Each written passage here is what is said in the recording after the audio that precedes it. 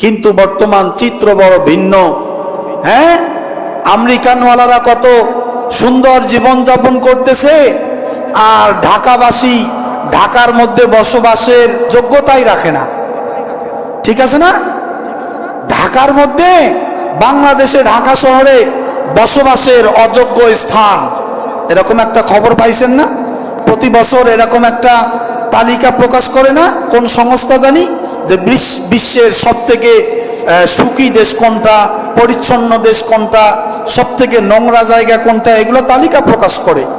তো বাংলাদেশের ঢাকা যে নামক শহরটা আছে, এই শহরের মধ্যে বসবাস করার মতো কোনো যোগ্যতা নাই।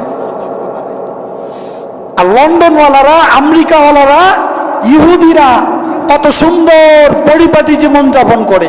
রাসূল সাল্লাল্লাহু আলাইহি ওয়াসাল্লাম হাদিসের মধ্যে বলছেন, হে আমার উম্মতেরা, তোমরা তোমাদের বাড়িঘরের সর্বদিক, আঙ্গিনার সর্বদিক পরিষ্কার পরিচ্ছন্ন রাখিও।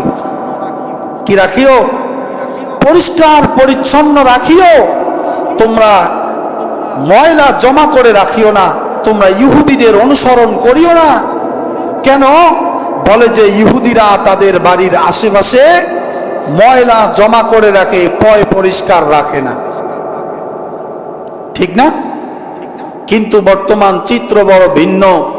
হ্যাঁ, আমেরিকানওয়ালারা কত সুন্দর জীবন যাপন করতেছে, আর ঢাকাবাসী ঢাকার মধ্যে বসবাসের স্থান যোগ্যতাই রাখে না। ঠিক আছে না? ঢাকার মধ্যে, বাংলাদেশে ঢাকা শহরে বসবাসের অযোগ্য স্থান, এরকম একটা খবর পাইছেন না? প্রতি বছর এরকম একটা তালিকা প্রকাশ করে না কোন সংস্থা জানি, যে বিশ্বের সবথেকে সুখী দেশ কোনটা, পরিচ্ছন্ন দেশ কোনটা, সবথেকে নোংরা জায়গা কোনটা, এগুলো তালিকা প্রকাশ করে। তো বাংলাদেশের ঢাকা যে নামক শহরটা আছে, এই শহরের মধ্যে বসবাস করার মতো কোনো যোগ্যতা নাই।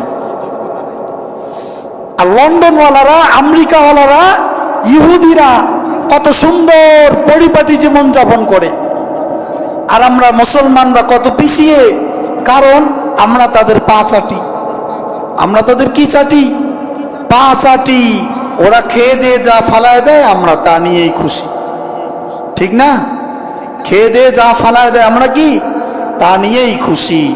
রাসূল সাল্লাল্লাহু আলাইহি ওয়াসাল্লাম সর্ব অবস্থায় ইহুদি খ্রিস্টানদের বিরোধিতা করতে বলেছেন। আল্লাহ বিরোধিতা করার তৌফিক দান করুক, বলেন আমিন।